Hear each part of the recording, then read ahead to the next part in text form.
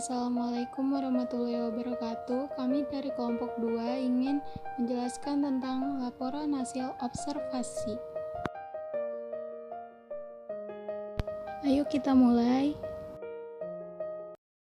Di sini saya akan menjelaskan tentang laporan hasil observasi yang diawali dengan pengertian.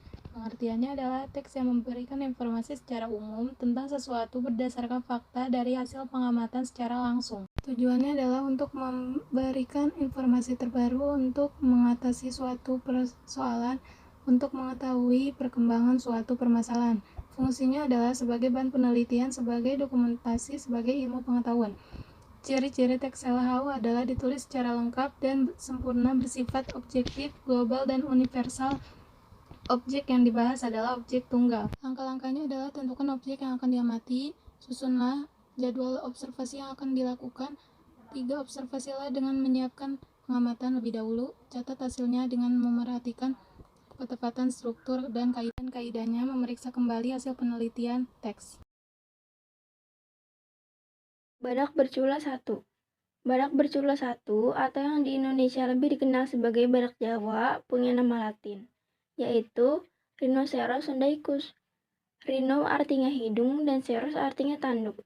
Sedangkan sondaicus itu diambil dari kata Sunda, yang mana adalah suku di mana hidupnya badak bercula 1 ini. Hewan ini sangat membutuhkan pertolongan. Saat ini berstatus IUCN Critically Endangered. Artinya tinggal 1 langkah lagi menemui kepunahan. Saat ini saja populasi badak Jawa hanya tinggal 63 ekor saja dan hanya ada di Taman Nasional Ujung Kulon, Banten, Indonesia. Sehingga badak bercula 1 ini merupakan ikon yang sangat penting bagi Taman Nasional Ujung Kulon. Di sini ada deskripsi bagian. Badak Jawa memiliki berbagai karakteristik morfologi yang cukup unik. Badak bercula 1 yang ada di ujung kulon ini relatif lebih kecil dan lebih terang warna kulitnya dibandingkan badak bercula 1 yang lainnya. Badak jantan dan badak betina tidak memiliki perbedaan yang sangat mencolok. Berat rata-rata badak Jawa adalah sekitar 900-2300 kg. Hewan ini dapat hidup di alam bebas sampai usia 35 bahkan bisa sampai usia 40 tahun. Panjang cula yang dimiliki badak Jawa tidak lebih dari 20 cm. Gigi yang dimiliki badak bercula 1 ini cukup tajam dan panjang.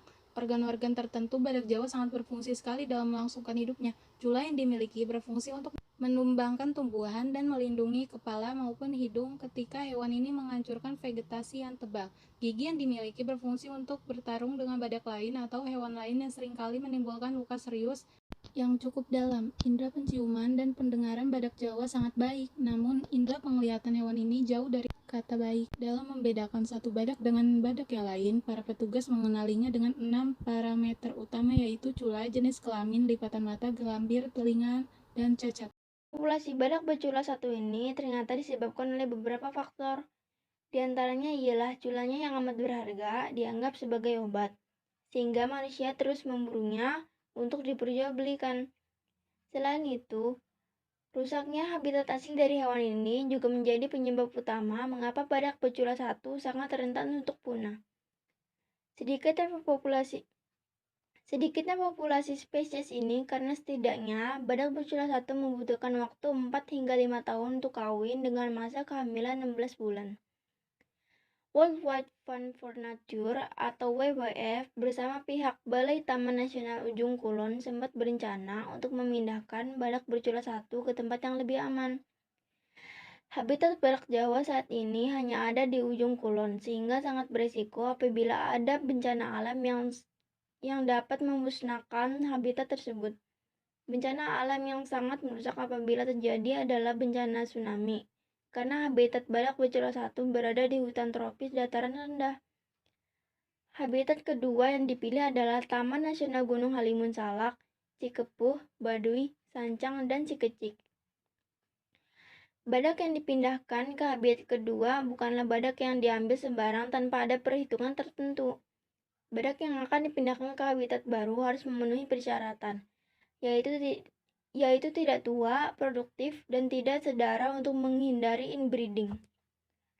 Masalah alami selanjutnya yang mengancam badak bercula 1 adalah tingkat kecacatan yang tinggi akibat perkawinan inbreeding.